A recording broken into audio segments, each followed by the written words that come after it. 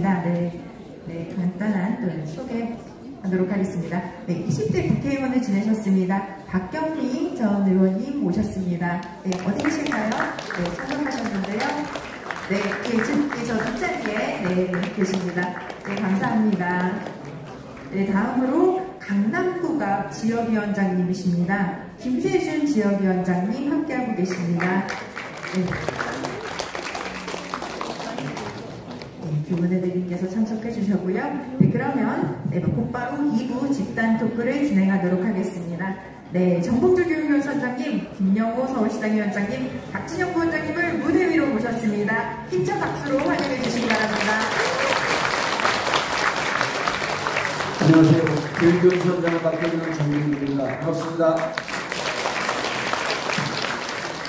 저하고는 함께 토론을 하실 김영호 서울시당 위원장님 자리하셨습니다. 네, 방금 전에 아까 인사드린 김영호입니다. 반갑습니다. 짝사랑 남자 박진영 연구원 부원장, 연구원 부원장이죠? 오늘 박진영 지휘에 관심이 없을까? 연구는 안 하고 있습니다. 연구를 했는데. 네. 연구를 시키질 않더라고요. 연구 없다. 연구됐습니다. 마이크로 좀 띄워주세요. 아까 문 교수님 할 때는 이제 전달력이 좋은데 뒤에 잘 들리시나요? 네. 예, 앞에서는 잘 안 들려요. 이게 좀 울리는 느낌이 있어요. 여러분 강의 너무 좋았었죠? 네. 윤정희 교수님 연세가 많으신데 일단 정정하고 앞에서 듣는 느낌과 뒤에서 듣는 느낌이 똑같았을 텐데 무척 진보적 정체성이 잘 정리되어 있는 근자에 들은 최고의 석학의 강의였었던 것 같습니다. 그래서 이제 이어서 저희가 원래 오늘 외교 안보 문제에 대한 토론은 주제가 없는데 사실 김영호 위원장이 북한 문제에 대해서 북한 문제가 아니라 중국 문제에 대해서 꽤 조예가 있습니다. 잘 모르시죠, 여러분? 베이징 대학에서 유학을 한 중국 통입니다.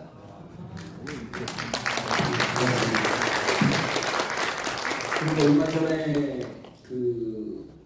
우리나라 국회의원들이 7명, 5명 두 차례 방문했었고요. 제 정봉주 TV에서 이제 그 부분에 대해서 말씀드렸는데 김병주 의원이 나와서 말씀드렸는데 많이 얘기를 좀 못했어요. 그래서 최근 중국이 바라보는 윤석열 정부에 대한 평가, 판단하고 앞으로 이 한중 문제가 어떻게 계속 진척이 될까 하는 것에 대해서 우리 김영호 위원장님께 잠깐 말씀 좀 드렸는데 여러분 윤석열 정부 들어서 수출이 가장 많이 준 나라가 어딘 줄 아시죠? 예, 중국입니다. 약 한 30% 정도가 줄었고요. 그래서 몇 불 정도, 한 300억 불 정도가 거의 중국에서 발생된 적자고 두 번째로 많이 준 나라가 어딘 줄 아시죠? 어딘가요? 여러분 민주당, 권리당원들은 좀 아셔야 될 필요가 있습니다. 아세안입니다. 아세안도 친미 반중 정책에 직접적으로 영향을 받는 지역입니다. 왜냐하면 아세안 13개 국가가 실질적으로 중국과 교육을 통해서 무역으로 먹고 사는 나라들이 많거든요. 그래서 아세안도 한 28%가 정도 줄었어요. 그래서 우리가 중국은 중국으로만 끝나는 게 아니라 우리가 문재인 대통령이 했던 신남방 정책의 대상지인 아세안 쪽에도 직접적인 영향을 미칩니다. 그러니까 중국과 아세안이 수출이 중고 따지면 한 50%까지는 아닌데 아세안에서 28%, 중국에서 30% 줄어서 실질적으로 우리 경제가 이제 곧 이거로 인해서 타격이 오기 시작할 겁니다. 아직은 타격이 오고 있지 않습니다. 그래서 그런 문제까지 포함해서 우리 김영호 위원장께 중국과의 관계, 그다음 중국이 바라보는 윤석열 정부에 대해서 잠깐 좀 평가를 듣고 그리고 본 토론으로 들어가도록 하겠습니다.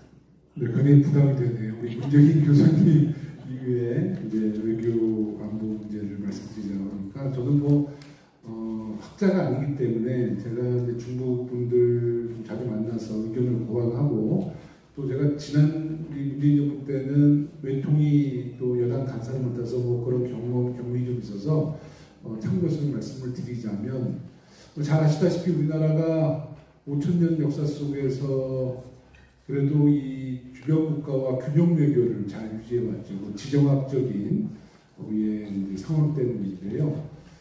지금 중국의 입장은 계속 유지해왔던 균형 외교가 이제 거의 깨져가는구나. 대한민국이 미중 속에서 미국을 선택하는 과정이라고 봅니다. 그러니까 이게 우리가 이런 게 있거든요. 이 대한민국이 참 독특한 게 러시아, 중국, 일본, 미국 틈바구니에 있기 때문에 다른 나라는 중교 국가랑 굉장히 많은 교류를 하는데 우리는 어떻게 보면 4대 강국 속에서의 계속 외교가 유지되는 특수한 상황이기도 하죠. 그래서 우리 문재인 정부 때도 실제로 굉장히 미국의 중점을 둔 외교를 했거든요. 다만 그 과정 속에서 중국이 문제 제기를 하고 특히 북미 문제나 또 남북 문제에 대해서도 중국이 사실 개입을 여러 차례 하려는데 이제 우리가 그 문제에 대해서는 미국의 중점을 두면서 그 여러 가지 문제를 풀어나갔었던 거죠. 그런 과정 속에서 이 중국 사람들도 상당히 좀 불만이 있었는데 그때마다 우리 문재인 정부는 균형 외교를 계속 표명해 왔습니다. 이거는 등거리 외교라는 과정을. 그래서 선택하지 않았다는 것을 국제사회에서 계속 표방하면서 우리의 국가적인 실익을 유지해 왔는데 문재인 정부는 정말 노골적으로 이제 미국을 딱 선택한 거죠. 네. 그랬을 경우에 이 중국의 입장은 아마 그것에 따르든 여러 가지 조치를 취할 겁니다. 이제 다만 이제 이런 것들이 있습니다. 인도 태평양 전략 속에서 뭐 쿼드 가입이나 이런 여러 가지 문제점인데 만에 하나 뭐 쿼드 가입까지 우리가 강행하게 된다면 중국과의 외교 관계는 상당히 어려운 국면으로 갈 수 있다. 근데 이 과정 속에서 가장 지금 잘 보는 나라는 어디라고 생각하시는지 모르겠는데요. 저는 북한이라고 봅니다. 우리가 그 한미 동맹을 중심으로 또 러시아, 중국과 등거리를 잘했을 때 잘 기억해 보시면 당시에도 북한이 단거리 미사일 도발하고 유엔 제재 과정 속에서 러시아와 중국이 유엔 제재에 동참을 했었어요. 문재인 정부 때. 그랬었죠. 네.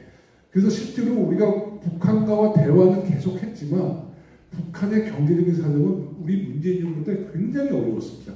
개혁 개방을 하지 못할 정도로 우리가 굉장히 좀 이 압박을 통해서 북한의 국제사회에 나오게 우리가 계속 그런 역할을 했는데 지금은 북한의 입장은 중국과 미국의 갈등이 심화되고 러시아와 지금 미러 관계도 굉장히 좀 이 각이 세워진 상황에서 이 북한 문제를 윤석열 정부가 이렇게 다루니까 이제 중국과 러시아가 노골적으로 북한을 지원하는 석유도 대주고 견찰도 지원하고 그러니까 사실 아마 내년이나 내후년에 북한 경제 전망을 보면 저는 경제 성장을 상당 부분 이뤄낼 거라고 봐요. 네. 북한이 볼 때는 굉장히 이제 자유롭게 신냉전 체제 속에서 예전에 도움받지 못했던 러시아와 중국으로부터도 지원받을 수도 있고 정치적으로나 군사적으로도 중국과 러시아가 이제 뒷배가 될 수 있는 것이거든요. 우리 문재인 정부 때는 계속 대화를 했으나 중국, 러시아가 유엔 제재 때 우리와 함께 북한을 제재해 왔거든요. 이렇게 봤을 때 윤석열 정부가 지금 추구하는 뭐 북한의 그 어떤 뭐 핵에 대한 위협을 저는 오히려 더 위협이 더 커질 수 있다. 실제로 이 김정은의 입장에서는 거의 꼼놀이패가 된 거죠. 지금 이 상황에서. 그래서 저는 상당히 지금 윤석열 정부의 우려를 표하는 입장입니다. 특히 중국도 그렇고. 알겠습니다. 저희가 이제 오늘 아까 사회본부이 13번째라고 했는데 오늘 15번째입니다. 그래서 광역 시도가 이제 그 세종과 대전이 같이 했고요. 그리고 대구 경북이 같이 했고요. 그래서 15번째인데 경남이 일정이 잡혔다가 하지 못했고 제주도 일정이 잡혔다가 제주지사 일정이 바뀌는 바람에 하지 못했습니다. 근데 이제 저희가 곧 총선이 들어가기 때문에 이기는 민주당 의사를 더 이상 이제 경남과 제주를 빼고 전국 15개 지역인데 사실 오늘만 제외하고 분위기가 무척 좋았어요. 근데 오늘은 지금 생방송을 못합니다. 저희가 델리민주에서 생방송하고 그걸 받아갖고 정봉주 TV, 새날, 오마이 TV 하고 전국적으로 매번 올라올 때마다 그렇게 합해서 약 한 50만에서 60만 정도 시청을 하니까 전국에 있는 우리 권리당원분들이 항상 같이 했거든요. 그리고 분위기가 엄청 좋았습니다. 근데 오늘은 수해 피해가 너무 심하고 그런 상태에서 마치 우리만 무슨 축제 분위기인 것 같아갖고 생중계도 못하고 아까 여러분 구호도 못 외쳤잖아요. 근데 오늘 그 이재명 민주당 어게인 쫑파티인데 이렇게 좀 근엄한 분위기로 가는 것도 괜찮은 것 같아요. 그래서 여러분 오늘 좀 분위기가 다운돼 있는데 다른 지역은 이렇지 않았습니다. 그러니까 오늘은 어쩔 수 없으니까 여러분들 좀 양해해 주시고 그리고 저희가 이제 끝나고 난 다음 3부 질문 들어가는데 오늘 2부 끝나면서 2부, 3부를 같이 묶어갖고 그냥 질문을 받도록 현장 질문 받도록 하겠습니다. 본격적으로 저희 토론 들어가겠는데요. 박진영 교수님, 지난주 이슈가요. 양평 예. 김건희 고속도로에 있었어요. 네. 그 후쿠시마 오염수 방류 있었습니다. 네. 이번 주 이슈가요. 네. 명품 쇼핑이 있고요. 네. 명품 쇼핑. 그 다음에 젤라스키 만난 거고요. 네. 그 다음 수해 피해입니다. 네. 이거 일주일이 지나면 정신을 못 차려요. 네. 근데 이슈로 덮이는 뭐 그런 상황이 되어 있는데요. 원래 검찰 특히 이슈를 덮는데 네. 상황을 일부러 만든 것도 아닌데 너무 공교롭게 이렇게 되잖아요. 네. 그 제가 이제 질문하려고 하는 게 뭐냐면 지난주에 우리가 주장을 했던 게 뭐냐면 후쿠시마 오염수 방류는 오래갈 싸움이니까. 근데 양평 고속도로 틀은 부분에 대해서 국정조사하자. 그리고 국정조사하다가 문제가 발생이 되면 특검까지 가야 된다. 라고 주장을 했단 말이에요. 네. 근데 오늘만 해도 벌써 그 주제가 없어졌어요. 어떻게 해야 됩니까? 난 양평 땅은 저거 좀 물고 들어줘야 된다고 보는데. 우리 지지자들이 유튜브 좀 적게 보셔야 돼요. 제가 이 말씀 드리고 싶어요. 조롱하고 욕하고 비꼬는 거 듣기 좋죠. 근데 그 남는 거 없습니다. 김건희 씨 명품 쇼핑 문제 한두 번 비판하고 끝냅시다. 그리고 지난번에 캄보디아 가서 사진 찍었던 거 한두 번이 비판하고 끝내는 거예요. 그럼 뭘 해야 되느냐? 윤석열 일가의 행위들 중에 법률적 문제와 연결될 수 있는 것들 그리고 그들의 안위와 연결될 수 있는 것들에 집중해야 되는 거예요. 그렇게 가야 되는데 마이크 좀 띄워주세요. 네. 저기 어르신들께서 마이크 띄려 안 들리다. 예. 뭐 비판하고 욕하면은 기분 좋죠. 근데 그거 잠시예요. 그래서 저는 이 상황 속에서 또 놓치고 있는 거였어요. 제가 글을 하나 썼는데 댓글 100개도 안 달렸어. 우크라이나 문제인데요. 네, 좋은 글이었나 보죠? 예, 아니 제 생각입니다. 제 생각인데 내가 한번 읽어드릴게요. 우크라이나에 가가지고 사적생 각오로 싸우겠다 이야기를 했습니다. 누구하고 싸우겠다고요? 러시아하고 싸우겠다는 이야기 한 겁니다. 대통령이 특정 국가하고 싸우겠다고 선전포고는 다름없는 거예요. 국회 동의 없이 선전포고할 수 있습니까? 헌법 위반입니다. 그리고 만약에 탄핵재생입니다. 만약에 윤석열이 저는 그럴 가능성이 충분히 있다고 보는데 살상무기 관련해서 젤렌스키와 뭐 지원을 해주겠다라든가 어떤 비밀 협약이라든가 비밀 대화를 나누다. 이건 역시 헌법 질서에 위반되는 겁니다. 비밀 외교라는 것은 국제정치에서 이미 금해진 지 오래입니다. 그리고 국회 동의 없이 그런 거 하면 안 되는 거예요.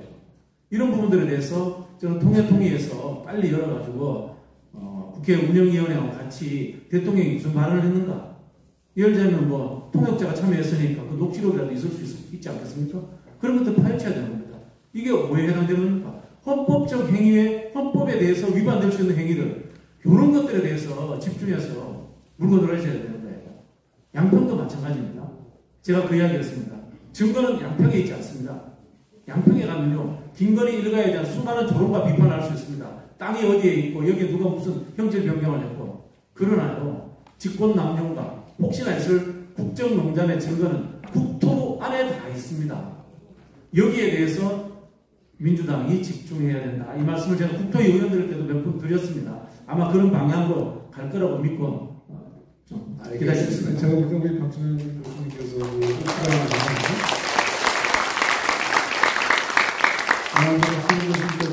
마이크를 좀 띄워주세요. 윤석열 대통령 우크라이나의 사직생 발언 이제 얘기해서 우리 토론회가 끝나면 아마 대통령실에서 입장 발표를 할 것 같아요. 이 사직생은 러시아와 싸우겠다는 게 아니라 민주당과 목숨 걸고 싸우겠다. 대통령이 그렇게 또 이제 많이 포도할 가능성이 매우 높습니다.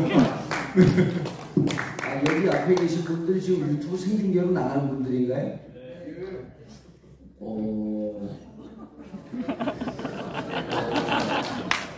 아니, 저희가 오늘 생중계가 안 하기 때문에 어쩔 수 없죠. 시작한 거를.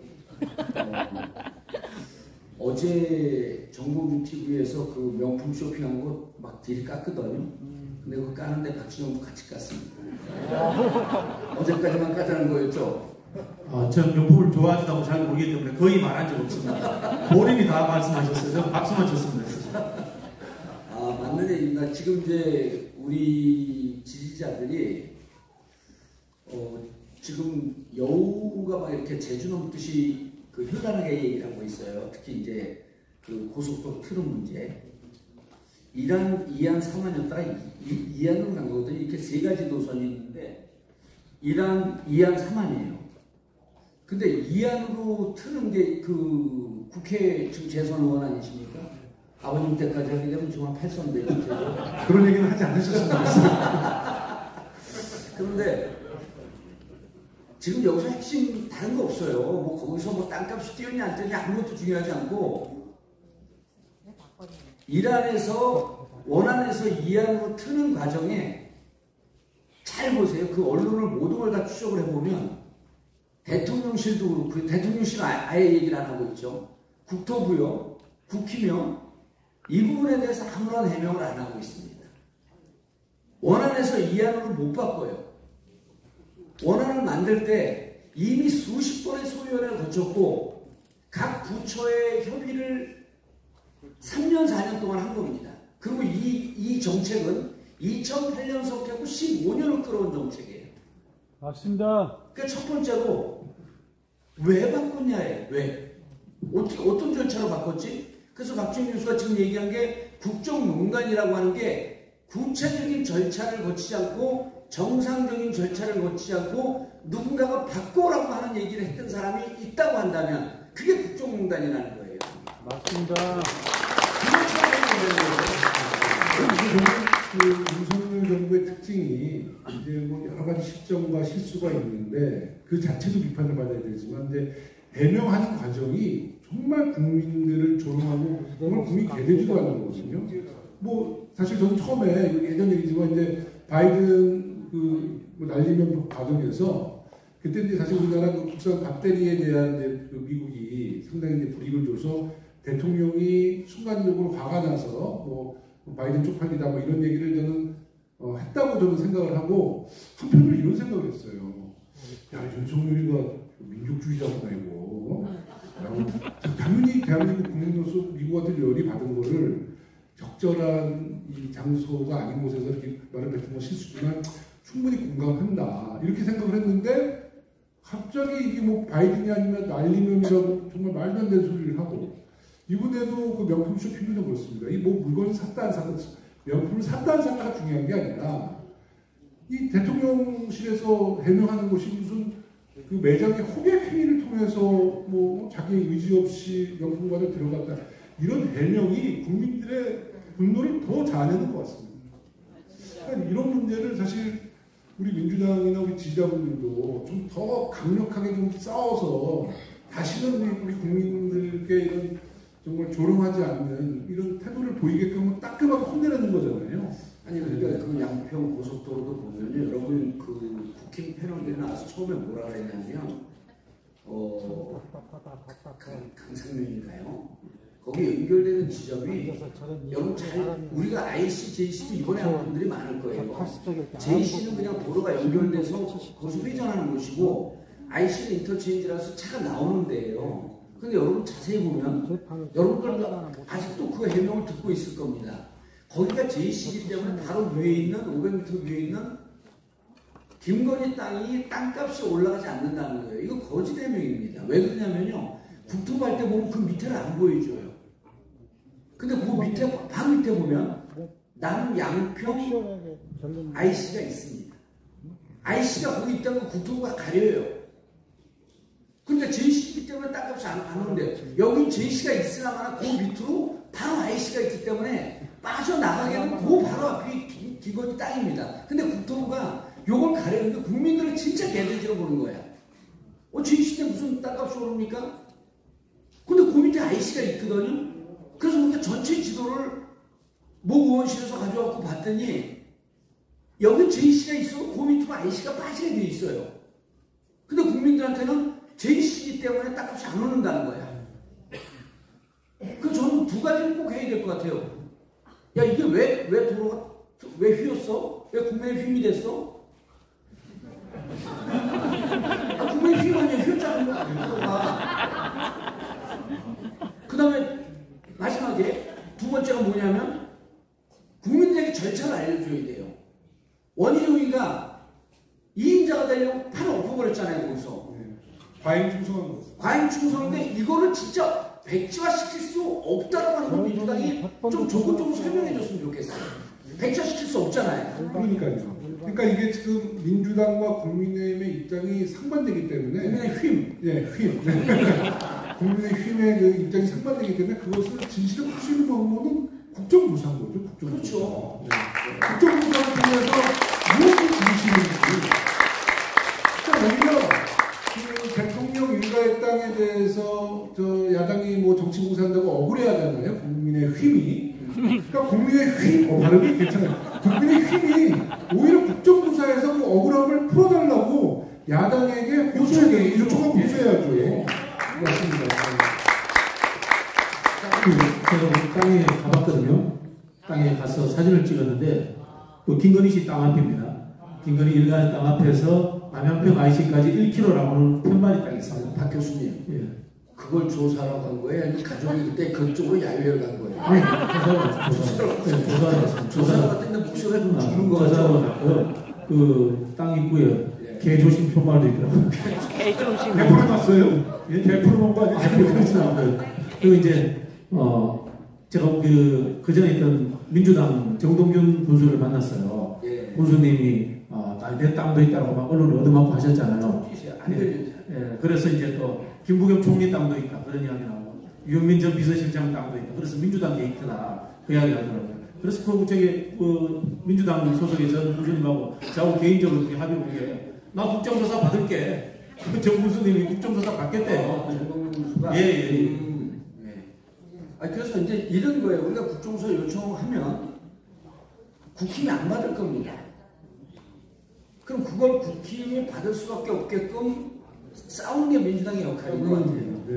그리고 왜 국힘이 이것을 안 받는가 얼마나 가지 얘기해도 국민들이 본인들은 개돼지로 봐도 우리 국민들이 아무래도 안 해요. 그리고 이게 연말까지 끝날 싸움이 아니에요. 일테면 이제 이해찬 대표께서 오랫동안 예타 사업을 해봤다 그러잖아요.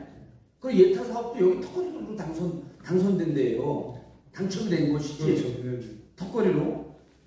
예타가 되는 과정에서부터 이 오랫동안 정책이 진행됐기 때문에 이걸 풀어나가는 과정은 역시 또 오래 걸릴 것이다. 이게 총선까지 갈 것이다. 이렇게 얘기를 하는데 민주당이 이 부분에 대해서 국정조사 요구 싸움이나 이런 걸 잘하면 국민들한테 박수 받는 거예요, 이게. 특히 이제 국정조사 뭐 그런 것도 있는데 이것은 이제 행정 일정을 저희가 다 기록을 해놨기 때문에 국정조사를 통해서 진실을 밝힐 수 있다라고 저는 확신하는 바이거든요. 이게 아마 그 관련 해당 부처에서는 이 모든 변경된 기록을 다 갖고 있을 겁니다. 또 공무원들도 지금 계속 그 근무를 하고 있기 때문에 저는 국민의힘이 정말 너무나 억울해하더라고요. 네, 너무나 억울하고 우리 이제 더불어민주당 인사들까지 개입시켜서 억울해하면 사실 이 문제는 대통령 영부인의 명예를 위해서라도 그쪽에서 국정조사를 요청해야 돼요. 그게 사실 맞는 거죠. 그래서 우리 야당이 대통령 외부의 명예를 회복하기 위해서 국정조사를 반드시 해야 되겠다. 네, 이런 말씀드렸습니다. 여러분, 이 두 분은 이제 재판을 많이 안 받아봤는데 전 재판을 많이 받았거든요. 그 법정 용어 중에 이런 게 있어요. 숨는 자가 범인이다. 가리는 자가 범인이다. 이 부분에 대해서 대통령실이 입장 발표했습니까? 안 했어요. 뭐 하고 있죠? 가리고 있습니다. 그래서 이 부분은 정말 국민들이 1조 8천억이나 되는 국가 예산을 쌍짓돈 갖고, 아니 그 온라인상의 댓글 가장 훌륭한 댓글이 그거 아니에요? 여보, 어머님 집 앞에 고속도로 하나 놔드려야겠어요. 이게 나합니까? 그리고 이거는요, 1+1 최순실 사건의 버금가는 사건이라고 봐요. 국정농단입니다. 그러면요, 국정농단이고 정상적인 행정 절차가 아닌 누군가가 제3의 인물이 제3의 힘이 개입됐으면요, 이건 탄핵 사유예요. 맞습니다. 그럼 그것이 아니 제3의 힘이라고 하는 것은 뻔히 예측이 되잖아요. 김건희 땅이에요. 그럼 김건희 본인이거나 김건희 엄마거나 김건희 남편이거나, 남편이 누군지 잘 모르겠어요. 그분들이 대통령 직위하면서 탄핵 대상입니다. 아니 탄핵 간다는 거예요. 아니 최순실 1+1 할 때 여러분 그 K스포츠 재단 그 돈 전경련한테 이거 좀 이따가 그 돈 그렇게 많이 못 뜯었어요. 한 500억 뜯고 뭐 한 1000억 뜯다가 걸린 거거든요. 여러분 이 땅값이요. 여기 얼마나 많은 땅이 또 숨어 있을지 어떻게 합니까? 그래서 이런 걸 잘해서 정말 당원들이 계속 요구하자는 그 탄핵 얘기하면 좀 속 시원하게 좀 한번 들어보자고요. 국정농단입니다 이거. 저는 하여튼 이번 그 양평 부동산을 보면서 느낀 것은 그 최은숙 씨가 다시 말해서 김건희 씨 어머니고 이제 윤석열 대통령의 장모님 일가의 그 재산 형성 과정을 한번 들춰봐야겠다. 이게 주로 보면 주식 투자, 부동산 투기, 요양원, 그러니까 정상적인 방법을 동원하지 않은 굉장히 투기 형식으로 이 투자를 했는데 지금 재산이 진짜 어느 정도 있는지 정말 파악이 안 될 정도예요. 지금 이 양평 땅도 축구장 뭐 5배만 만 평이 넘다는 거 아니에요? 그게 이제 김건희 씨는 2000년대에 샀고 그 전에 상속을 받았기 때문에 그런데 네. 최은순 씨가 이제 그쪽 지역의 부동산 업자들이 나와서 하는 얘기가 있잖아요. 최은순 씨가 지역에서 소문은 그분은 차명으로 소유하는 행태를 보이고 있다. 그냥 모른다는 거예요. 그리고 강덕구 원실, 김두관 원실에서 최은순 씨 소유로 추정되는 것들 지금 리스트가 나오고 있거든요. 계속 날마다 돈 들어요. 그러니까 이런 문제를 한번 좀 들여다볼 필요가 있고, 이게 상식적이면 이제 이렇게 좀 자기 일가에 대해서 대통령이 이제 문제가 생기게 되면 예전에 같으면 뭐 민정수석실 같은 데서 조금 이렇게 좀 그분들의 그 활동을 좀 이렇게 상당히 절대시키고 그렇잖아요. 근데 지금은 아무도 통제를 못하는 것 같아요. 이런 그 공분 속에도 계속 경제적 활동을 하고 있다는 느낌이 들어요. 알겠습니다. 양평 김건희 고속도로에 대해서 민주당이 반드시 꼭지를 좀 땄으면 하는 생각이고요. 혁신이 잠깐 얘기하고 혁신 얘기는 오늘 아까 잠깐 이제 대기하고 있는 동안에 김용호 위원장 말씀을 들었더니 이해가 많이 되는 측면이 있더라고요. 그래서 그 부분에 대해서 얘기를 좀 들어보고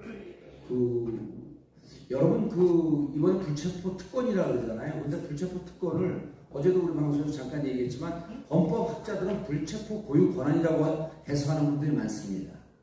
그 프리빌리지라고 하는 특권이 우리가 영어로 특권으로 해석하는데 영영사전을 보면요. 이 집단에게 주지 않고 다른 집단에게 주는 권한 이렇게 얘기해요. 검찰에게는 불체포 특권 없습니다. 상공회의소 회장들한테 불체포 특권 없어요. 국회의원들은 국민의 대표고 국민의 대의기관이기 때문에 권력자가 수시로 함부로 가둬놓거나 이렇게 할 수 없는 그들만의 고유 권한을 줬다는 거예요. 헌법적 권리죠. 그래서 원래 이걸 없애는 것은 사실 헌법학자들은 반대를 하는데 이번 같은 경우는 혁신이다. 이렇게 얘기하잖아요. 국민들 눈높이에서 이것이 당연히 혁신하는 거 요구하는 분들이 꽤 있더라. 라고 해서 이걸 1항으로 제안을 했습니다. 당의 분위기는 어떻습니까? 뭐 이게 사실 굉장히 예민한 문제고 제가 지금 당직을 맡고 있어서 드릴 말씀은 아니지만 제 개인적인 사견으로 좀 들어주신다면 이 불체포 특권이라는 것은 이제 군사 독재 시절에 이제 독재 정권이 야당을 탄압할 때 그 야당을 탄압하는 것을 좀 법적으로 이제 보호하는 것으로 이제 도입을 해서 지금까지 유지가 돼 있죠. 근데 많은 국민들이 이제 어느 정도 민주화가 되고 나서 이 불체포 특권이 과연 필요한 것인가 이런 또 의문을 갖고 있는 건 사실입니다. 저는 제가 가까운 국회의원들한테는 얘기를 했어요. 좀 개인적으로 불체포 특권 포기를 저는 반대하는 입장입니다. 단 전제가 있어요. 윤석열 정부 때만 반대한다는 거예요. 저는. 그러니까 윤석열 정부가 아닌 정상적인 정부가 들어오면 당연히 이제 시대 흐름에 맞게 불체포 특권 없어져야 되고 또 우리 정치인들도 거기에 의지하면 안 된다고 생각합니다. 그래서 저는 이 윤석열 정부가 아니면 불체포 특권을 좀 포기할 수 있다는 개인적인 상견을 드리고 윤석열 정부라도 여야가 합의한 특검 내에서의 영장 청구는 저는 포기할 수 있다는 것을 보여줘요. 다만 지금 윤석열 정부가 보여주는 여러 가지 그 윤석열 검찰 공화국이 보여주는 검찰의 행태는 너무 많은 이 별건 수사를 통해서 사건에 사건을 만들고 사건에 사건을 만들고 뭐 여러 가지 이제 사건을 보시면 매체 보도에서 보시면 이것이 과연 정상적인 영장 청구인가 정당한 것인가라고 볼 때 상당히 저는 신뢰할 수 없다는 생각을 갖고요. 더 구체적인 뭐 사건에 대해서 말씀을 드릴 수 있습니다만 이 정도만 하겠습니다. 네. 예. 다만 제가 우리 의총에서 불체포 특권 포기를 동의한 것은 우리 혁신의 1호 요구 아니었기 때문에 혁신에 힘을 실어주자라는 한 명의 국회의원으로서 당원으로서의 저의 판단이 있었다는 말씀을 드리겠습니다. 말씀드렸습니다. 최종 정리는 이렇게 됐어요. 불체포 특권을 이제 민주당에서 없애는 것에 동의를 하면서 단순정을 이렇게 붙였어요. 정상적인 영장 집행에 한해서 정당한 영장 집행이라고 하는 전제하에. 이제 김영우 의원님이 말씀하신 윤석열 정부이기 때문에 불체포 권한은 있어야 된다. 그 이야기 하시는 거가 이제 좀 맥락이 같다 이런 생각이 들고요. 이렇게 판단하시면 됩니다. 정치적으로 이재명 대표 지도부를 싫어하는 S모 의원이 혁신위를 막 공격합니다. 그죠?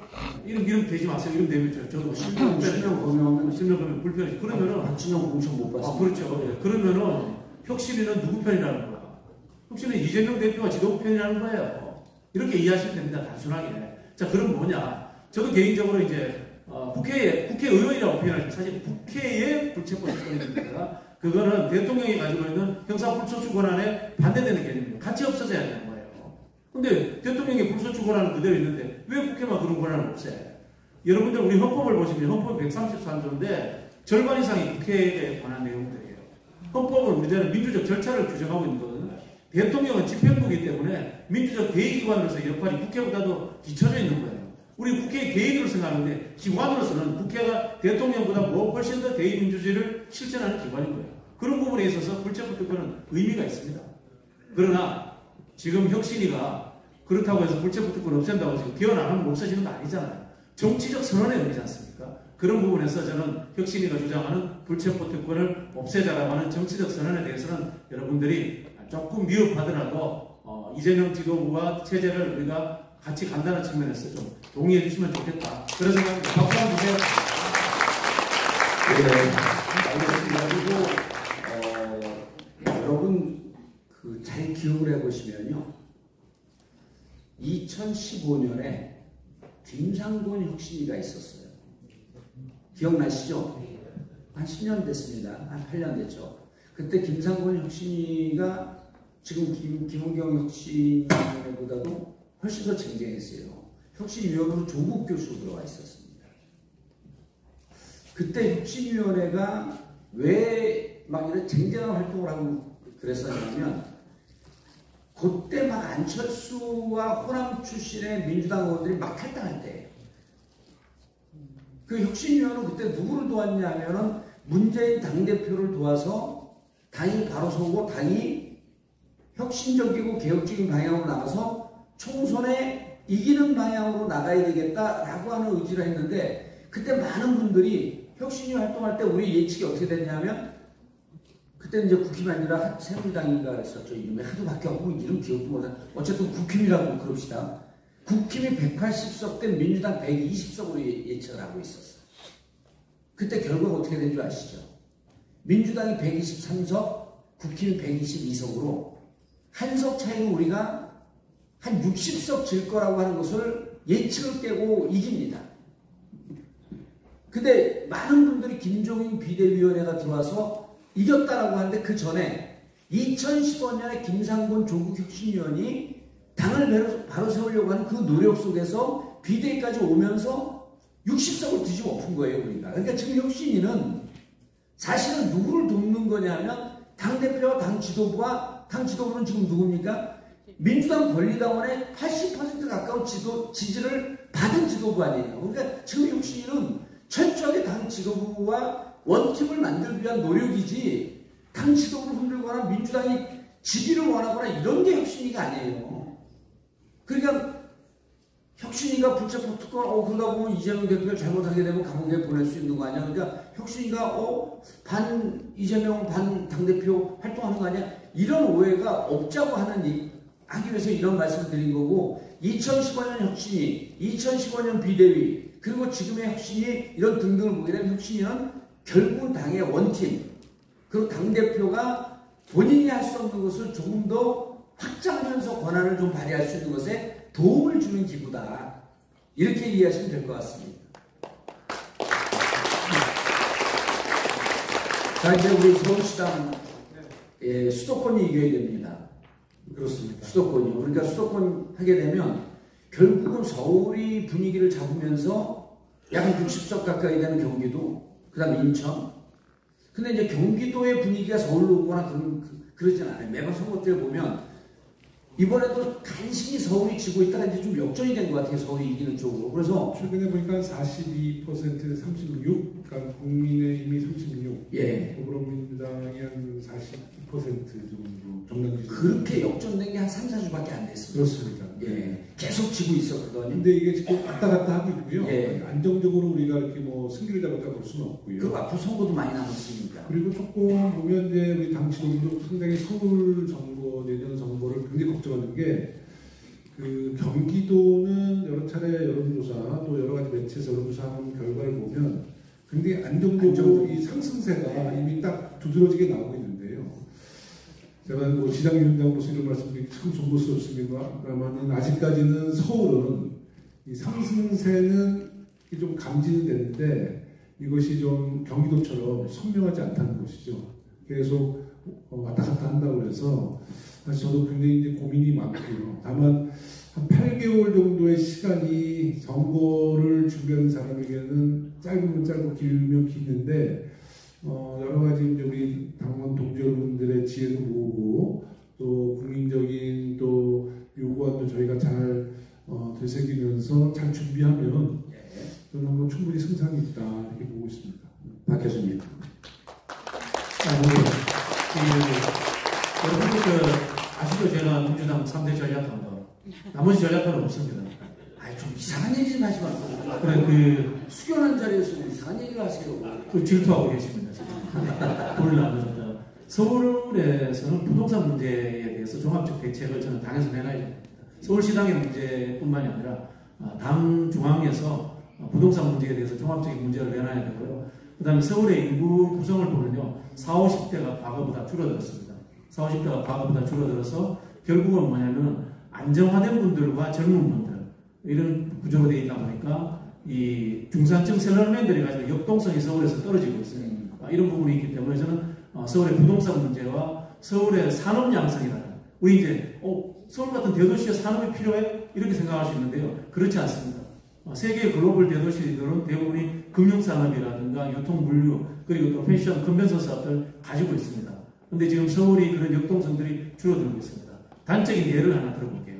동대문 시장 과거만큼 잘 됩니까? 잘 되지 않습니다. 이게 서울의 산업적 역동성이 줄어들었다는 그런 뜻입니다.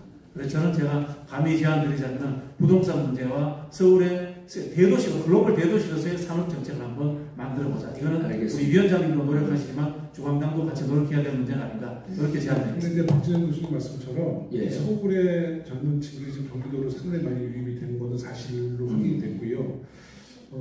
지금 그 정부 견제론이 국정 안전보다는 확실히 높아요. 지금 정부를 견제하겠다는 의견이 45%, 국정 안전이 한 36%니까 아까 정당 지지율과도 같이 가고 있는데 저는 지금 가장 고민이 사실 지지율보다는 내년 총선의 투표율에 대해서 저희가 깊은 고민을 해야 됩니다. 왜냐하면 지금 현수막이 여야 현수막이 있는데 우리 지지자분들은 우리 당 현수막에 그 상당히 문제 제기를 많이 해요. 너무 품격이 있는 현수막이다.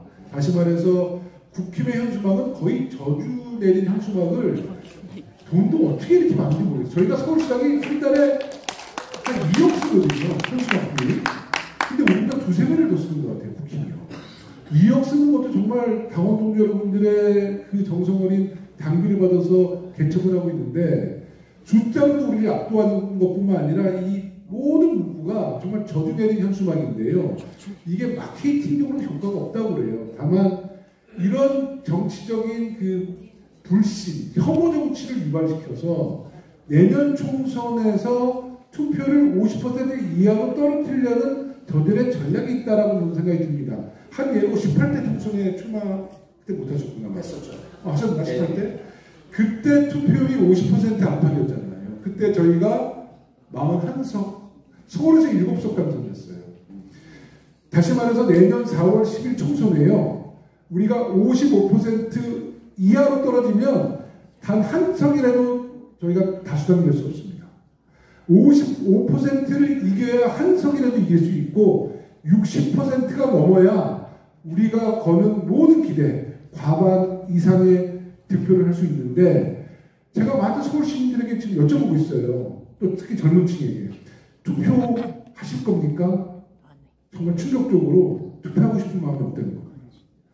현수막이 정말 불신의 정치, 혐오의 정치를 너무나 많이 가능시켰습니다.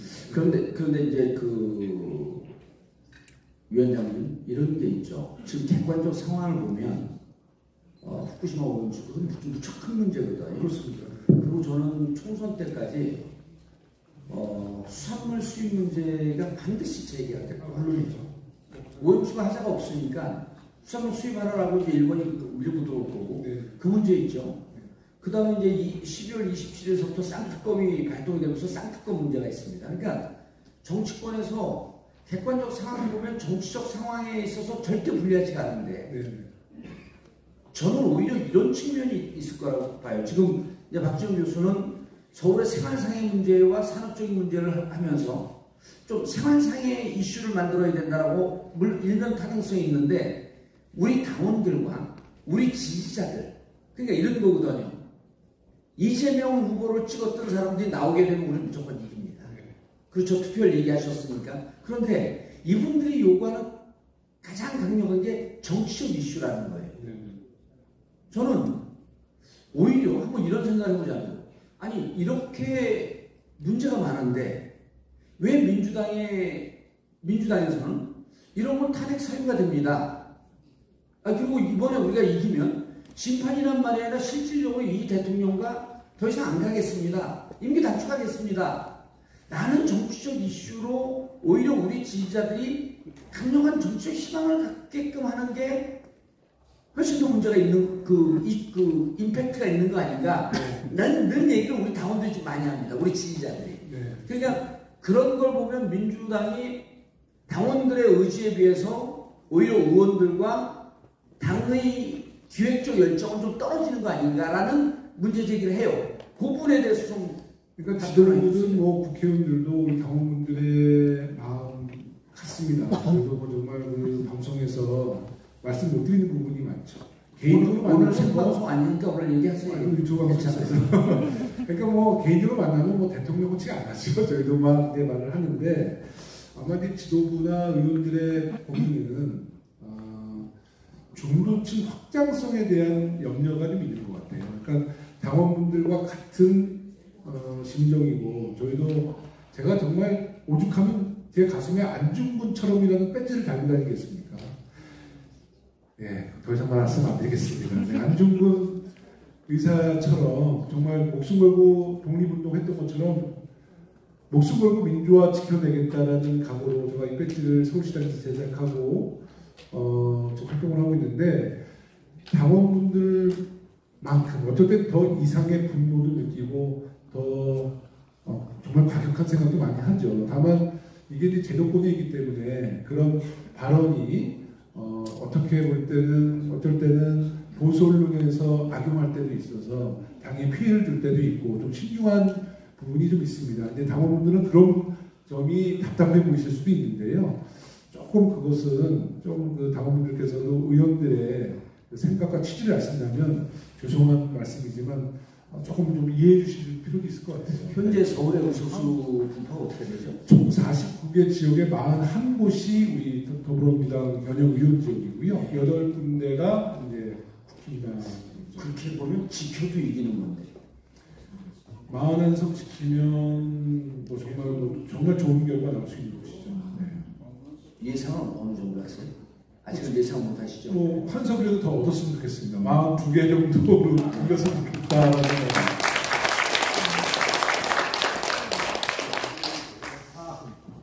경기도는 지난번에 보니까 분위기가 참 좋아요. 마이크 들고. 예, 경기도 분위기가 좋은데 결국은 싸움이 이제 수도권 싸움 아니에요. 그렇죠. 수도권 중에서도 서울이잖아요. 예. 이제 우리 중도에 대해서 제가 이제 많은 보찰을 합니다. 보통 우리 이제 스윙보터라는 이야기를 하잖아요. 스윙보터를 좀 깜짝 놀랐습니다. 지난 대선 때 해보니까 3% 되더라고요.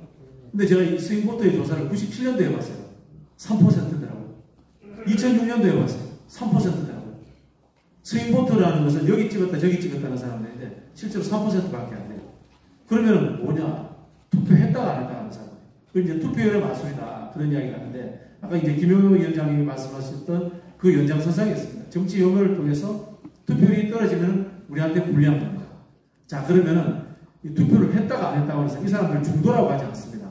무당파초는 부독청이라고 해야지. 그게 정확한 용어고요. 중도라고 하는 것은 그냥 막 쓰는 용어예요. 이념적 중도, 위치적 중도. 이렇게 해서 혼재해서 아까 말씀드렸죠. 잘 개념 용어 정리가 안 되는 유튜버들이 막 쓰는 용어고 저 같은 전문가들은 정확하게 분류했었습니다. 분류해서 쓰는데요. 자, 그러면 그런 사람들은 언제 우리를 찍어주느냐? 분명하게 우리가 이긴다라고 확신을 줄 때. 정봉주 의원님이 말씀하시는 겁니다. 자, 찍어서 이기면 심판하고 임기 단축해서 몰아낼 수 있어. 라고 국민들에게 희망을 줘야지 찍는 겁니다. 희망을 안 주고 찍어줘도 민주당 의석수 많아지는데 아이고 고만고만하겠네. 또 169석하고 똑같겠네. 이러면 안 찍어주는 거예요. 그래서 봉도사님이 이야기하는 것처럼 이긴다. 그리고 임기 단축할 수 있다는 강력한 믿음을 줘야지 그 사람들이 찍는 겁니다.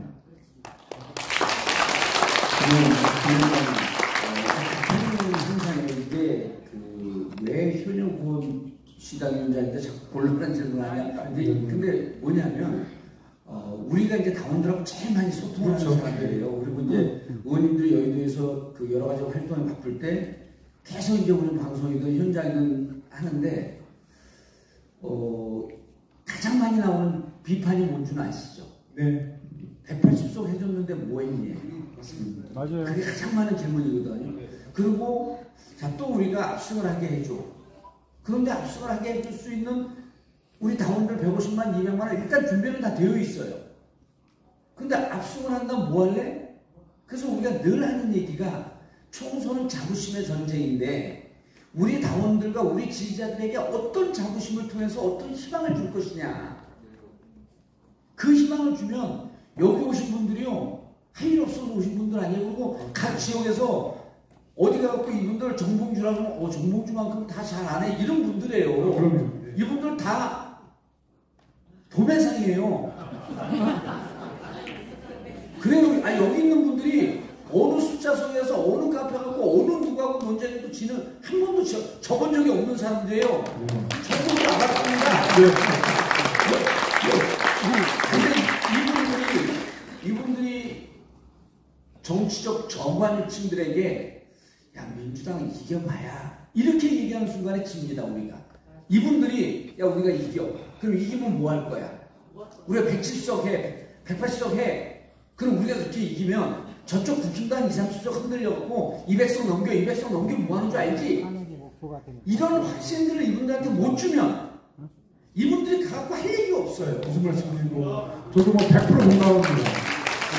네, 제가 볼 때는요. 그러니까 이제 아마 이제 이번 8월 지나고 나서 여야의 대치 상황은 정말 결정이 될 거예요. 특히 이제 윤석열 정부는 내년 총선을 앞두고 정상적인 정부는 뭐 정책으로 민생으로 승부를 걸 텐데 윤석열 정부는 그쪽으로 승부 안 하는 걸 거고요. 윤석열 정부가 제일 잘하는 건 수사니까 야당 탄압의 강도를 굉장히 세게 올릴 겁니다. 그래서 여러 가지 캐비넷에 있었던 자료 다 끄집어내서 수사하고 별건하고 이렇게 계속 나가서 아마 이 사정정국으로 더 공포 분위기를 몰아낼 거고요. 저희 당의 로드맵을 보면 일단 10월달부터 국정감사가 있죠. 그리고 양평 고속도로 국정조사 해야죠. 쌍특검 받아들이죠. 그러면 저쪽은 야당 탄압에 대한 수사, 우리는 국정감사, 국정조사, 특검. 그래서 굉장히 이게 팽팽하게 붙을 텐데 아마 진실은 우리의 편일 거고 승리도 저는 우리의 편이라고 봅니다. 가을이 지나고 연말이 되면 여기 모이신 많은 우리 지지자분들, 당원 여러분들이 하실 말씀이 굉장히 많을 겁니다. 그리고 자긍심도 가지고 승리에 대한 확신도 저희가 함께 만들어 나갈 수 있다 저는 이렇게 생각합니다. 알겠습니다. 여러분 수해 피해로 정말 우울한 날들입니다. 그리고 오늘은 또 서울 같은 경우는 폭염이고요. 아랫지방은 또 계속 비가 온다고 하고 가장 우울한 시간에 하는 이기는 민주당 서울 편이었는데 다행히도 오늘 참석하시는 분들이 너무 진지하게 몰입도가 15개 시도당 중에 오늘 최고였습니다. 여러분들이 진정한 최고입니다. 진심으로 감사드리고요. 그리고 저희가 몰라서 이런 얘기를 하는 것도 아니고 그리고 여러분들 뜻을 누구보다도 잘 알고 있습니다. 그리고 여러분 이런 상황에서 3년 6개월 더 살 겁니까? 아니요. 통치가 잘 앞에 있는 분도 고개를 졸래졸래 줘요. 그러면은 미우나 무우나 내년 총선 무조건 이겨야 됩니다. 총선 이겨야 되면요.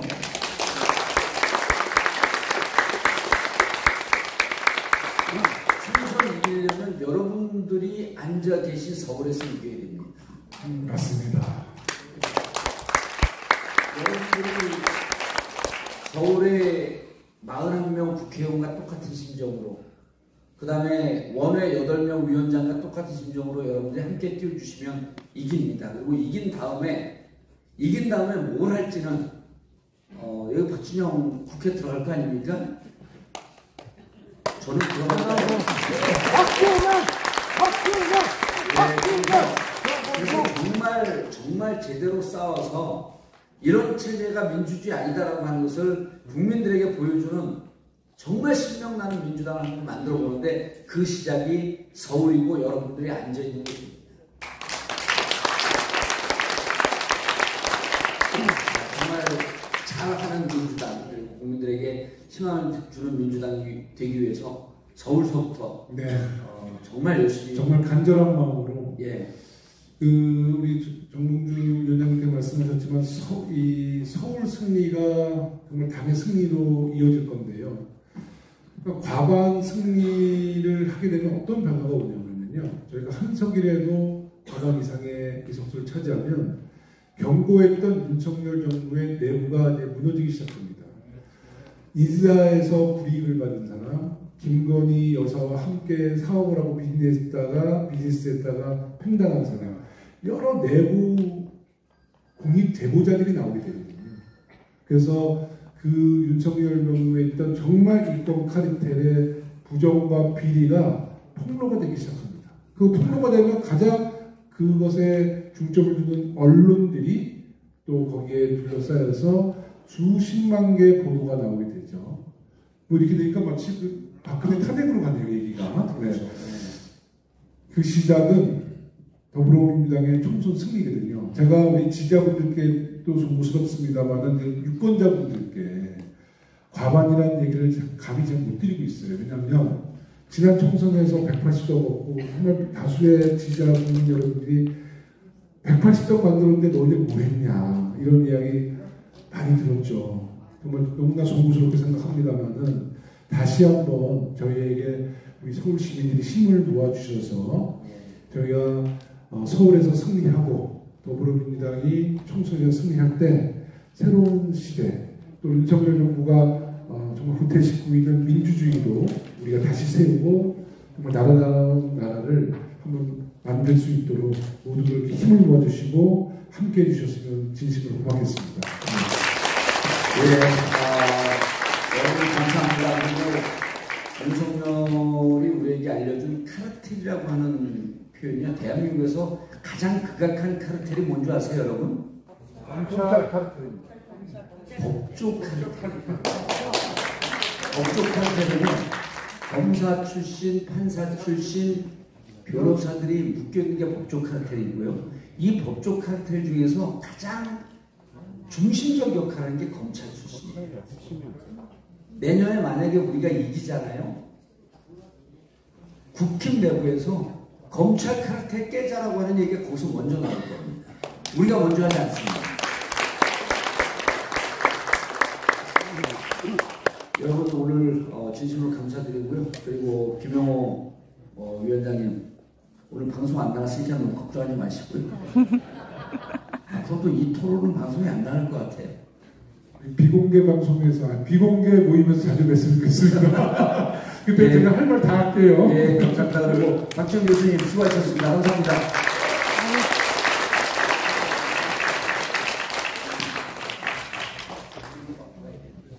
네, 저희가 사전에 두 분께 미리 질문을 받은 게 있습니다. 그래서 두 분의 질문을 먼저 받고요. 그리고 답변을 들은 다음에 그 다음에는 완전히 비공개로 오늘 시간 때문에요. 네. 그리고 지금 방송을 안 하고 있으니까 이렇게 하시죠.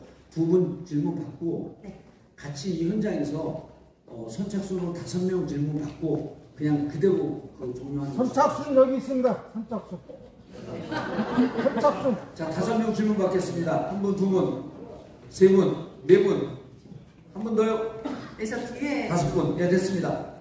네, 그러면 선착순 5분을 자, 뒤에 계신 여성분 손 드셨죠? 6명 받겠습니다. 질문 다른 분들을 위해서요. 간단하게 해주시면 저희가 다 모아서 한꺼번에 답변하도록 하겠습니다.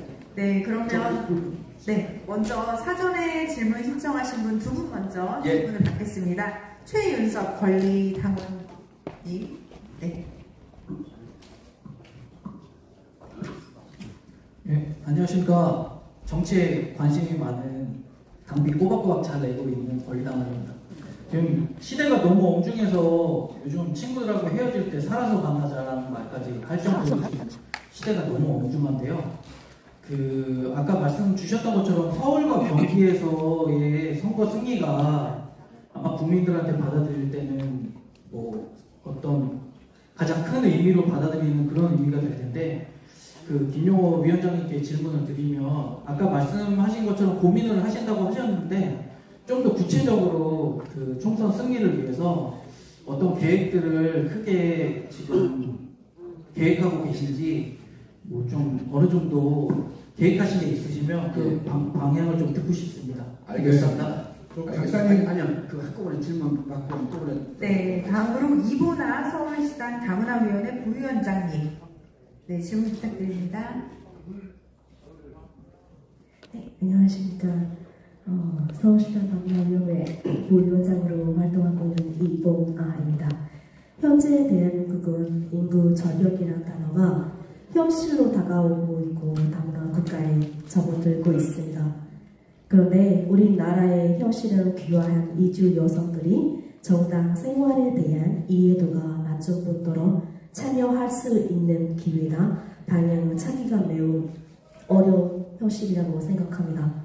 이에 대해 원장님께서는 귀화한 이주 여성들이 높은 현실의 벽을 깨고 정당 생활을 할 수 있는 기회를 어떻게 마련해 주실 수 있는지와 다문화 유권자를 위해 민주당이 나아가야 할 길은 무엇이라고 생각하시는지 궁금합니다. 네, 귀한 이주 여성이 정당 생활을 어떻게 현실적으로 할 수 있는지, 그리고 늘어나는 다문화 유권자들을 위해서 민주당이 어떤 길로 나아가야 할지에 대한 또 질문을 해주셨습니다. 그리고 아까 손을 드셨던 여성분이 계시죠? 선착순으로 손을 들었던 분들, 네. 예, 마이크 좀 전달해 주셨고 바로 뒤에 계신 분 제일 고속도 오겠습니다. 네, 송파의회에서 강은영이라고 합니다. 저는 김영호 서울시당 위원장님한테 조금 실망을 했다라고 좀 표현을 하겠습니다. 지금 다른 당 모르겠습니다만 다른 지역에서는 웹자보든 이렇게 경기도나 이런 쪽에서는 계속 홍보를 하고 있는데 서울시장에서는 그런 조직도 없고요. 그리고 또 하나 여기에 오늘은 자발적인 모임이라고 하지만 아까 지역위원회 위원장님이 두 분인가밖에 참석하지 방금 서영교 위원님 그래서 배웠습니다. 어떻게 보면 서울시장 위원장님의 리더십의 문제가 아닌가. 저는 아까 처음에 왔을 때 조금 실망스러웠던 것이 있어서 그거에 대해서 지금 아까 행동으로 보여주겠다. 국정감사하던 10월 달에 그거 정말 허공의 메아리 같습니다. 지금 여기에서도 단합이 안 되고 있는데 언제 앞으로 10월 달을 저희가 그것까지 보고 있어야 되는 겁니까? 알겠습니다. 마지막 분 질문 안 들었으면 큰일 날 뻔했습니다. 저기요, 앞에 손든 분들 앉아 계세요. 제가 다 순서 드릴게요. 그 뒤에 어르신 그 먼저 하고 내려옵니다.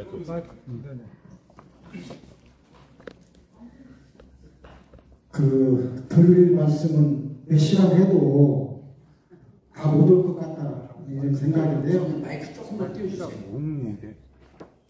제가 질문보다는 주문 두 가지만 드리고 싶습니다. 오늘 현역 의원님이 몇 분 안 나오셨고 또 시당위원장님이 이제 대표 격으로 나오신 것 같은데 우리 김영욱 시당위원장님께 170분을 대표해서 주문을 드리겠습니다. 우리 강상면 김건희 로드 이거 우리 5천만 국민한테 확실하게 170석의 위력으로 지금까지 매사 되는 것도 없고 안 되는 것도 없고 이런 식으로 해서 끝나버리면은 내년 총선 필패입니다. 이 문제 하나 제대로 해결되려면 알겠습니다. 안 됩니다. 이 부분 말씀드리고요. 예. 또 이거는 제가 그냥 맞을 수도 있고 안 맞을 수도 있는데 우리 민주당 대역투쟁 전략실장으로 박진영 교수님 같은 분을 좀 모셔다가 우리 민주당 의원님들 제대로 좀 국힘당하고 좀 붙어서 세 판 싸움에 두 판은 이겨줘야죠. 이건 제가 볼 때는 정말 좋은 것 같아요. 그리고 말씀하시면 저도 못하나요? 유튜브 저희 두고 가도 실공원도 없어요. 지금은 똑같아요. 그냥 하는 얘기가. 알겠습니다, 선생님. 그게 박준영 교수는 정말 답답합니다. 박준영 교수는 공천 못 받을 것 같아요. 잘 됐습니다. 아까 말씀드린 우리 정봉주 우리 연수 원장님 맞습니다.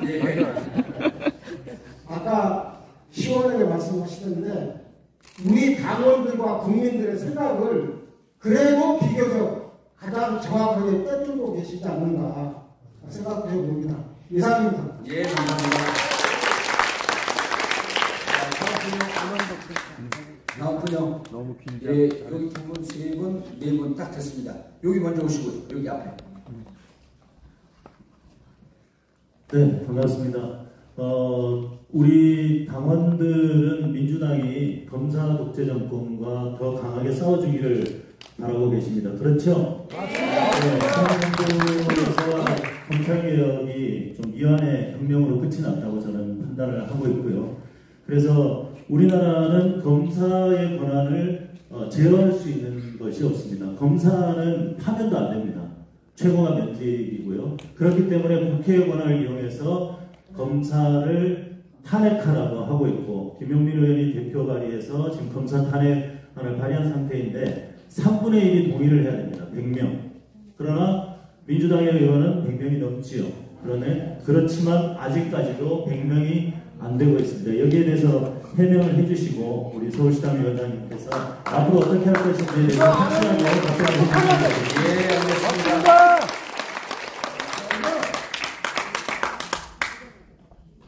자, 다음 분요. 손 드세요. 토론 잘 들었습니다.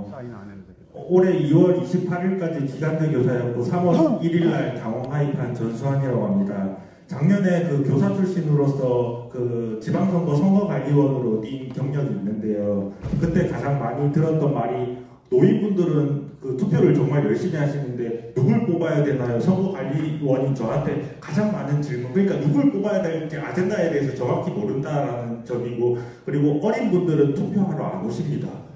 그래서 사실 중장년층들은 자신의 생각이 어느 정도 있다라고 생각하는데 노인분들의 선거 전략과 그 다음에 어린 분들을 어떻게 선거에 유입하는지 정봉주 전 의원님한테 질문을 드립니다. 여기다 해야 되는데. 제가 또 답변하겠습니다. 예, 감사합니다.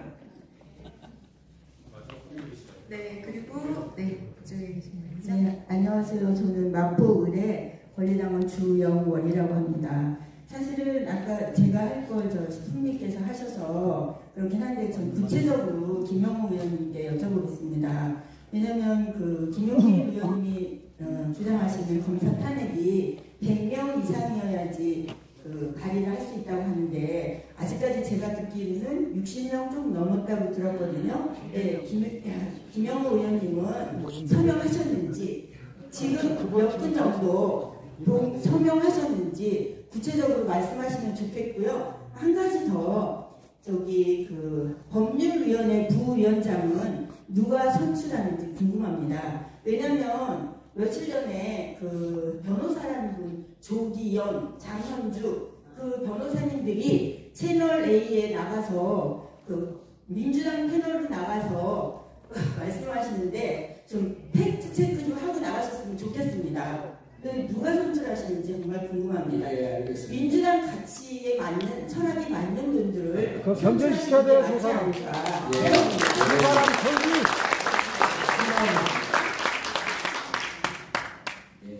마지막 질문이시죠? 네, 안녕하세요.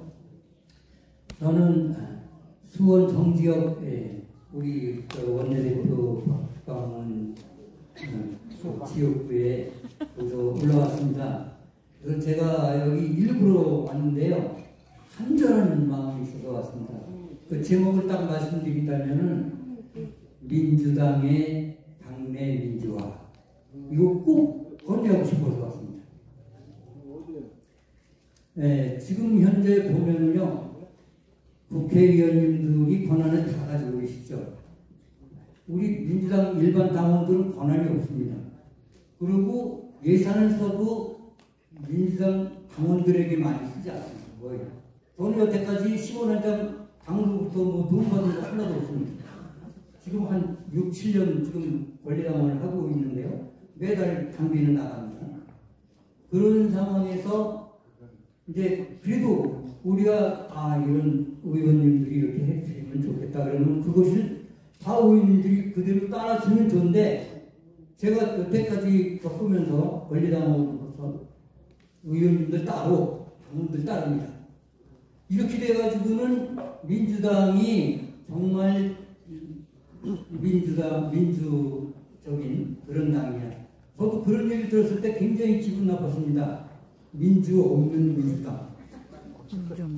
그래가지고 굉장히 기분 나빠가지고 속이 상해 있었는데 오늘 이 기회를 제가 일부러 찾아와서 이걸 꼭 건의드리고 우리가 정말 민주 있는 정말 민주당이 되었으면 간절한 마음으로 왔습니다. 그래서 이 일에 대해서 민주당에서는 어떤 입장이신지 알겠습니다. 그러고요. 제가 생각하는 거는 이제 그럼 민주화를 어떻게 해야 되냐. 근데 이제 뭐 소통하는 것도 중요해 보이는데 소통하려면은 국회의원만 하나인데 당원 굉장히 많으니까는 상대하기 힘들잖아요. 그래서 저는 채널을 만들어서 의원님들이 의정 활동하는 거를 다 일일이 뭐 저 홈페이지에든지 아니면 뭐 이렇게 뭐 챗들을 통해서라든지 그래서 전 당원에 다 공개를 하게. 그리고 전 나라를 위해서 활동하는 업적은 거기서 게재를 해갖고 공개를 하고 또 지역에 있는 건 지역 단위로다가 공개를 해서 지역 당원들이 그 의원님들이 활동하는 거를 다 선생이 알고 있다가 그 다음에요 반드시 당원들이 그분들을 평가하는 채널을 하나 만들어 주십사 하는 거예요. 알겠습니다, 선생님. 그 다음에 거기서 채널 평가 받은 거는 반드시 다음 공천 때 그 점수와 모든 그 활동 사항의 중요 사항에서 페널티라고 그러죠. 좀 안 좋은 거. 이것도 다 공개를 하고 경쟁에 시켰으면. 알겠습니다.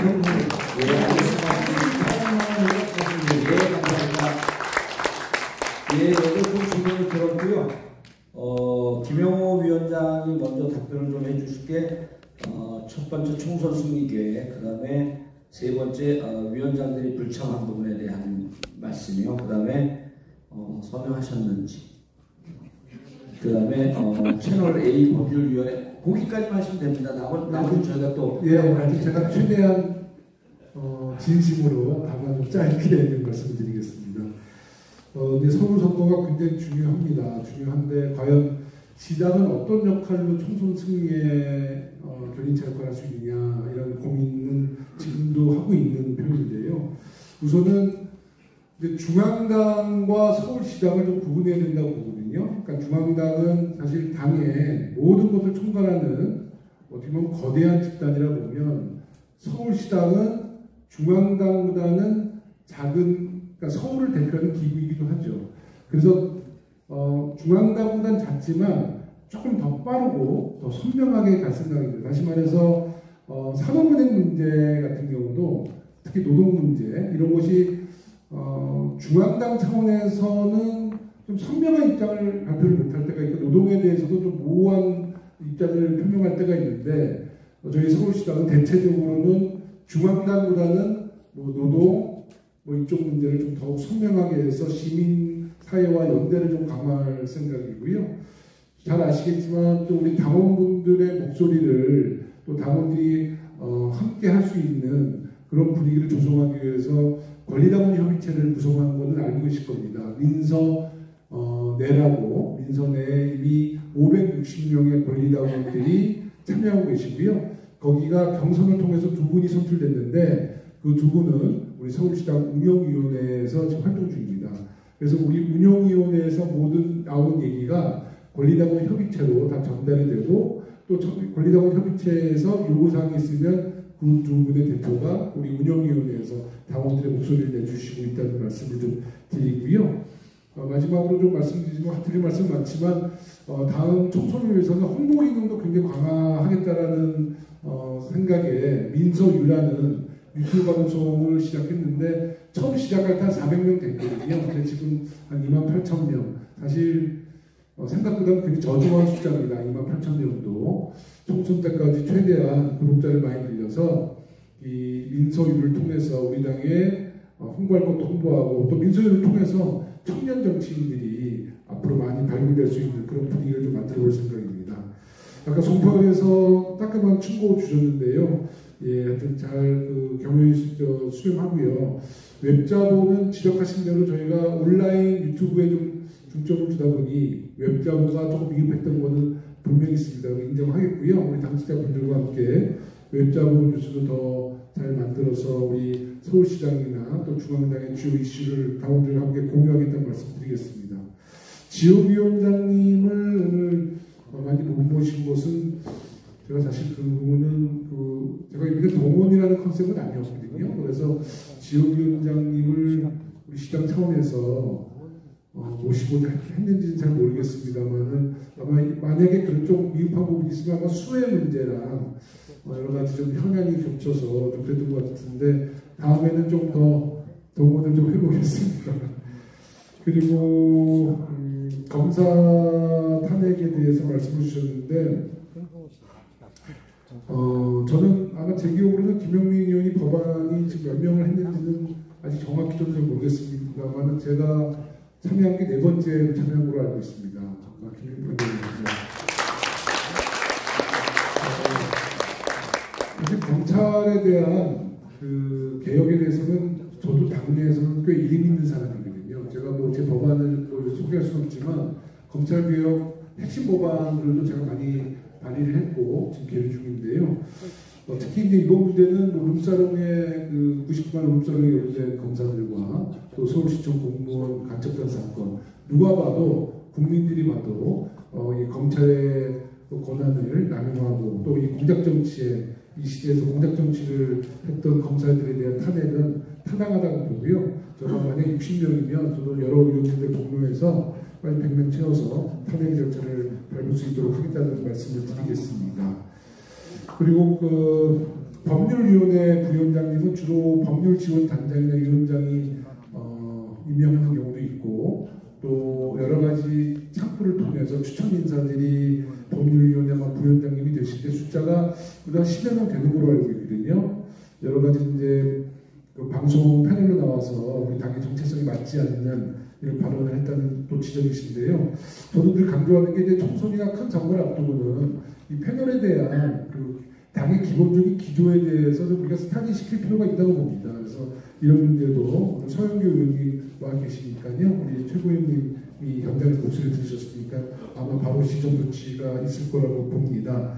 민주당의 당내 민주화가 없다. 이게 많이 좋아지고 있습니다만 아직도 우리가 수정하고 또 고쳐야 되는 부분이 아직도 많다고 봅니다. 이제 몇 가지 좀 예를 드리자면 서울시장에서는 아까 예산 얘기를 하는데요. 제가 그 당원 참여 예산제를 지금 추진하고 있거든요. 그러니까 당원들이 낸 그 당비로 지금 서울시장이 운영되는데 이 당비를 또 잘하는 지역구의 당원들에게 좋은 사업에 우리가 또 다시 지원할 수 있는 그런 방법을 고민 중인데 이게 제일 문제가 정치자금법입니다. 정치자금법에 위배될 수 있는 사항이 많아서 저희가 시범적으로는 당원 참여 예산제를 공모해서 조만간 좋은 사업을 갖고 있는 지역위원회 당원들에게는 어떤 법 테두리 안에서 지원할 수 있는 당원 참여 예산제를 추진하겠다는 말씀을 드리고요. 또 이제 당내 민주화를 위해서 당원들의 목소리를 들을 수 있는 창구, 아까 말씀드렸던 민선회거든요. 연대 560명인데 다시 재공모를 한 겁니다. 이 민선회는 중앙당을 포함해서 전국 당원 조직 기구 중에서는 가장 최대 기구예요. 560명이면. 여기 모이신 서울시당 출신들의 소속의 당원들이 제2차 공모 때 좀 더 많이 참여해 주셔서 1000명, 2000명 이렇게 우리 권리당원 협의체를 좀 만들어 주시고 제가 임기가 끝나고 다음 서울시당 위원장 나왔을 때는 아마 지역별로 권리당원 협의체를 좀 만들어서 이것을 서울시당 또 경기도당, 전국시도당의 권리당원 협의체로 좀 확대 발전시키는 것이 우리 당내 민주화의 급선무라고 보는 편입니다. 다만 이 처음 실험적으로 추진하기 때문에 시장 차원에서 시범적으로 하고 있다는 말씀을 드리겠습니다. 제가 제일 마음 아픈 얘기는 민주당에 민주가 없다는 말씀인데요. 그 마음 간직하면서 당내 민주화도 실현될 수 있도록 최선의 노력을 다하겠습니다. 말씀이 시간이 없어서 말씀을 너무 짧게 드려서 죄송한데요. 길겠어요? 네, 길겠습니까? 네, 고맙습니다.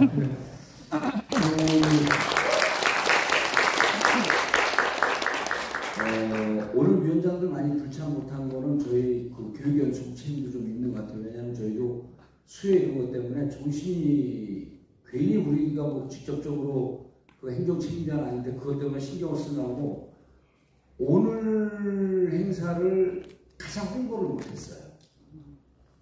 그래서 이게 좀 화제가 되면서 인구의 회자가 되면서 아 여기 당원들이 대거 오겠구나 라고 하는 분위기를 좀 잡히게 되면 위원장들 당연히 오는 거거든요. 당원들이 많이 가는 곳은 위원장들, 현역 의원들이 많이 옵니다. 근데 오늘은 사실 우리가 그 많은 유튜브를 갖고 있으면서도 한 번도 홍보를 못했어요. 그거는 이제 여기 위원장 문제뿐만 아니라 지금 상황에서 저희 그 연수국도 좀 반성을 해야 될 좀 문제가 있을 것 같고, 그래서 오늘은 이상하게 묘하게 이것저것 꼬여갖고 홍보를 좀 못하고 시작된 행사예요. 그러니까 그런 점은 김용호 서울시장 문제뿐만 아니라 우리 모두의 문제라고 하는 것을 좀 이해해 주시고요. 그리고 아까 이제 여기 다문화 유권자는 이 부분에 대해서는 제가 아는 범위 내에서 당에서 깊게 생각하지 못하고 있는 거. 그래서 오늘 말씀 주신 분들, 그 다음에 젊은 분들은 일테면 이런 겁니다. 이준석 당대표 때 뭐를 잘했냐면 문화적 활동을 잘했어요. 그래갖고 청년층이 상당히 그 확장은 안 되고 꽤 단단하게 활동할 수 있는 그룹들이 만들어졌습니다. 그때. 근데 이번에 우리가 대변인 뽑고 그럴 때 보면 홍보도 그렇고 문화적 활동 분위기 이런 것도 다 못 잡았어요. 그러니까 우리가 밀린 거거든요. 그래서 이런 부분은 청년들이 어떻게 당에 좀 더 참여할 수 있고 관심을 갖고 다문화 유권자들이 관심을 가질 수 있는가라고 하는 것은 좀 문화적 활동으로 좀 접근할 수 있도록 지금 이제 총선 국면이기 때문에 아무래도 신경을 많이는 못 쓸 것 같아요. 그래서 22대 새로운 국회가 좀 만들어지면 특히 이제 새로운 환경 속에서 청년들과 문화적 활동을 어떻게 외연을 좀 확장할 것인가, 특히 다문화 유권자 분들에 대해서도 본인들한테는 무척 절실한 거거든요. 당으로서는 그 포션이 좀 작겠지만, 그래서 그런 부분을 좀 더 그 신경을 좀 많이 쓰겠다는 말씀 좀 드리고, 아까 그 채널A 말씀하셨는데요. 그거는 우리 당의 문제뿐만 아니라 채널A나 TV조선의 교활함도 있습니다. 정봉주 안 보는 겁니다. 아니. 어머니 이런 겁니다. 거기서 진짜 민주당에서 민주당 정체성이 분명하고 팩트 체크를 잘하는 패널들 안 부릅니다. 아니 그러니까 나와서 잘 싸워서 거기서 민주당의 존재감과 민주당의 정체성을 분명히 얘기할 사람들 오히려 잘 안 불러요. 그러다 보니까 좀 이제 그런 부족한 부분이 있는데, 그런 거는 그래서 그런 상황을 좀 더 이해하시고, 앞으로 우리가 패널 나가는 분들을 좀 리스트업을 해서, 그 전에 대선 때는 패널들이 단텔방을 만들어갖고 거기서 계속 팩트체크를 좀 했습니다. 근데 지금 이제 어머니 지적하시는 그런 부분이 좀 부족하다라고 하는 것을 저희가 좀 뼈아프게 들으면서 패널들이 어떤 활동을 하는지, 그거는 뭐 우리 홍보부에서 해도 되고, 그리고 저희가 이제 뭐 다른 모임을 통해서도 그런 거 좀 준비하고 있으니까 좀 정확하게 좀 체크할 수 있도록 하겠습니다. 그리고 채널A하고 TV조선 같은 경우 우리가 좀 무시하고 있는 경향이 있는데, 그 부분에 대해서 또 신경을 쓰면서 좀 적극적으로 참여를 하겠다, 이런 말씀으로 좀 이해해 주시고요. 그리고 그 김용민 의원을 비판하는 건 아닙니다. 그런데 이번에 시작은 잘하셨는데 조금 더 동료 의원들과 조금 더 빅마우스들하고 사전에 좀 협의하면서 논의하면서 했었으면 하는 아쉬움이 저는 좀 있어요. 개인적으로 김용민 의원하고 워낙 친한데 저한테도 좀 얘기를 하면서 빅마우스들이 있거든요. 그 유튜브 많은 채널 갖고 있는 분들에게 홍보를 해서 민주당이 검사 탄핵한다라고 하는 것을 이슈화시키고 쟁점화시키고 의원들이 여기에 안 할 수가 없게끔 되는, 그리고 또 김용민 의원이 최고위원 출신 아닙니까? 그래서 이런 부분을 당 지도부하고도 좀 상의를 하면서 미리 좀 준비를 철저히 하고 들어왔었으면 아주 단시간 내에 100명을 금방 모으지 않았을까. 뒤늦게 한 사람들이니까 어제 그저께도 제가 모임 나가면 전화 안 했어요. 근데 의원들도 모르는 분들이 있어요. 그래서 이 부분에 대해서는 김용민 의원의 의지와 이런 건 좋았지만 조금 더 준비를 하면서 같이 공유하고 공감대를 갖으면서 딱 준비하다가 빵 터뜨리는 이런 게 조금 아쉬웠다. 그래서 제가 그저께가 전화통화하면서 그 말씀을 좀 드렸어요. 아니 미리 준비하면서 충분히 공감대를 갖고 몇몇 의원들이 역할 분담을 해갖고 너 몇 명 그럼 금방 모으거든요. 그러니까 본인이 혼자 하느라고 10번 들고 못 맞으니까 다음날한테 맨날 그 서명하는 사람들 욕 먹고 그런 분위기는 아니거든요. 그래서 그 부분은 의도는 좋고 검찰 탄핵해야 된다라고 하는 의원들 공감대 다 있습니다. 다만 그것이 조금 준비하는 과정에서 약간 좀 언밸런스가 있었다. 이 정도만 좀 이해해 주시면 되고요. 이제 이렇게 공감대 형성하고 그러면 오늘 김용호 의원도 아시고 혼자만 서명을 하고 주위에는 아마 안 권했을 거예요. 다 잘하는 줄 알고. 그러지 않았습니까? 그래서 요거를 좀 의원들한테 공감대를 좀 넓혀서 빨리 좀 서명할 수 있도록 그렇게 좀 보충하도록 하겠습니다. 제가 급제안하겠는데 우리 서영교 의원님 모실 것 계시잖아요. 최영규 의원님, 마이크 한번 주시죠. 우리 당원분들께서 국정조사와 국정감사는 예정이 되어 있는 거고요. 국정조사와 특검 문제로 이제 더 선명하게 싸우라는 요구가 있으시거든요. 혹시 이제 지도부시 김건희 도로 얘기하는 거, 양평, 이런 거에 대해서 혹시 당원분들께 주실 말씀 있으면 좀 보고를 드리셨으면 서영교. 예, 저기 최고위원 서영교 인사드리겠습니다.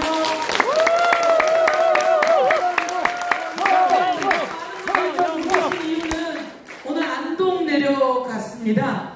안동 가서 예천으로 또 들어가서 당대표와 그쪽 지역위원장 그리고 또 우리 몇몇 의원들은 예천에 그 험한 산사태 현장 그 예천 쪽에서 거기 가지 마세요. 거기 너무 안으로 들어가야 되기 때문에 라고 이야기함에도 불구하고 이재명 당대표가 꼭 거기 가서 한 마을이 없어졌습니다.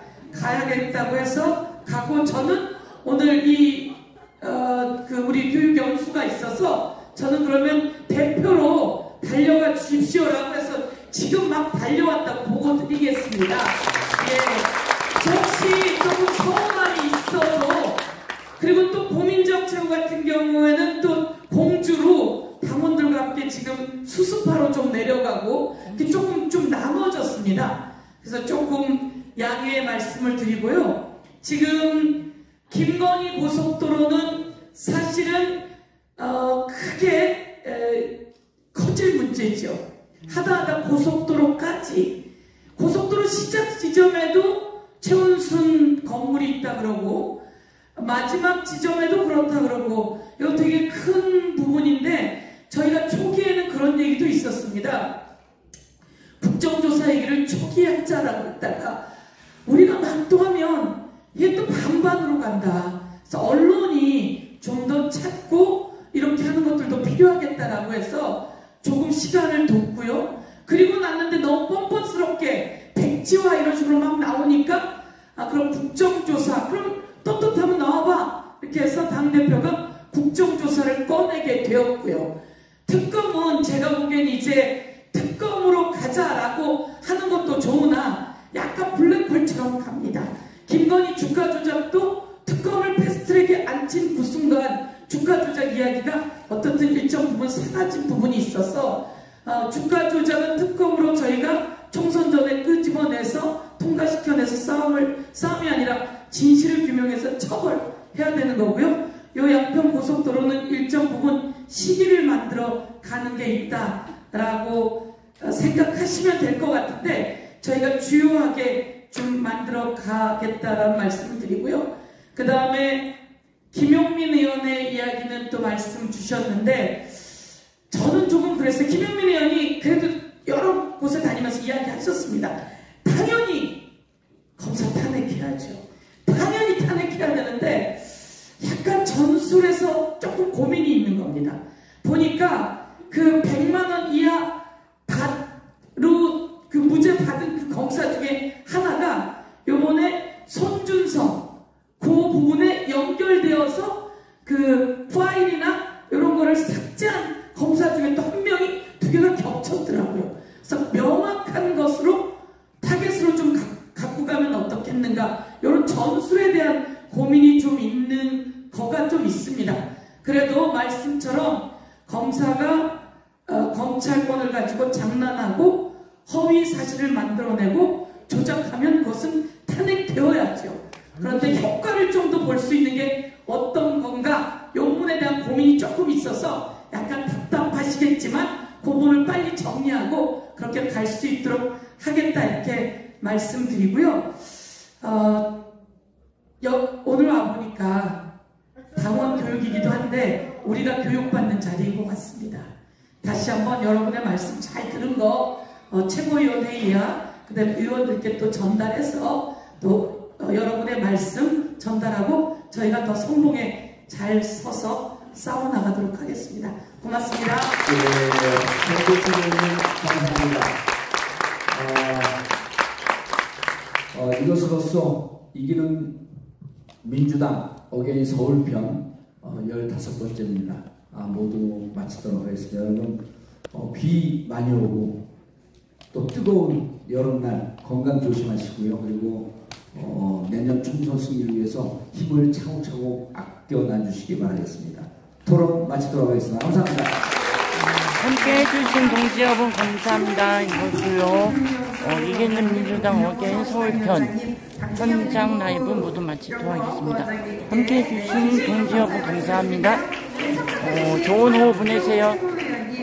다음 현장 라이브는 또 커뮤니티에 공지 올리도록 하겠습니다. 감사합니다. 끝까지 안전한 길 되시길 바라겠습니다. 이상으로 행사를 마치겠습니다.